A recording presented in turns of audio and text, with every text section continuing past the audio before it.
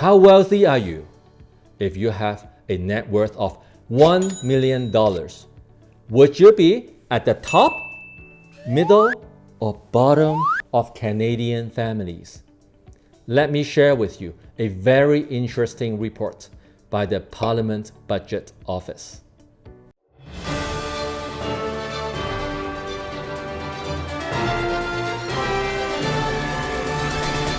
How do you calculate your family's net worth? Assets minus liabilities. So you add your house, cars, stocks, cash, all together. Then you subtract your mortgage and loans. That's your net worth. If your net worth is less than $100,000, then you are at the bottom 40%. There are 6.3 million families in this category. If you have more than $100,000 to below $1 million, then you are at the middle 40%. There are also 6.3 million families in this middle class category. If your net worth is more than $1 million, congratulations! You are in the top 20%. There are almost 3.2 million families in this top 20% category. How much do you need to get to the top 10%?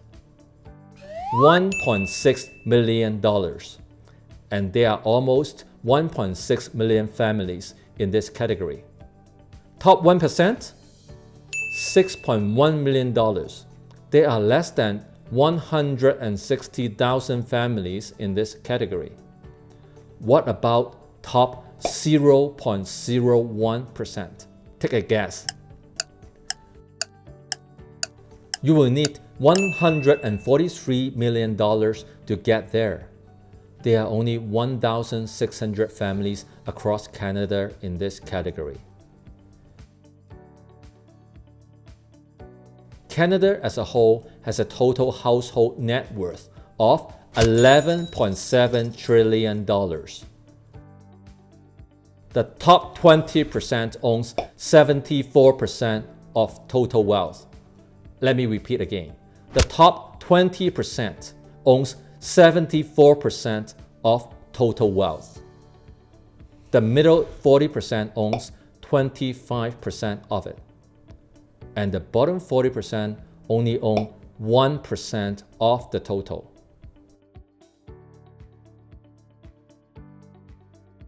So what kind of assets are the most popular among Canadian families? In terms of financial assets, life insurance and pensions make up $2.8 trillion. Then there are mutual funds, stocks, currency, and deposits. In terms of non-financial assets, real estate makes up a big $5.8 trillion. Then consumer durables like cars, home appliances, electronics make up $0.7 trillion. Now we need to deduct the liabilities. Mortgages, $1.5 trillion. Consumer credit, $0.7 trillion. So assets minus liabilities. Canada's total household net worth is $11.7 trillion. You see, half of that total wealth is tied up in real estate. Unlike funds and stocks, with real estate, you can actually see, feel, and touch it.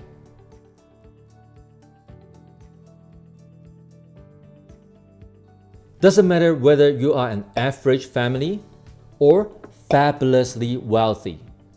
Data is telling us that brick and mortar investments remains irresistible to us, Canadians. What's more, this data explains why there were still millions of job losses in this pandemic. Yet, the bidding wars are coming back. You see, the top 20% owns 74% of the wealth, and half is tied up in real estate.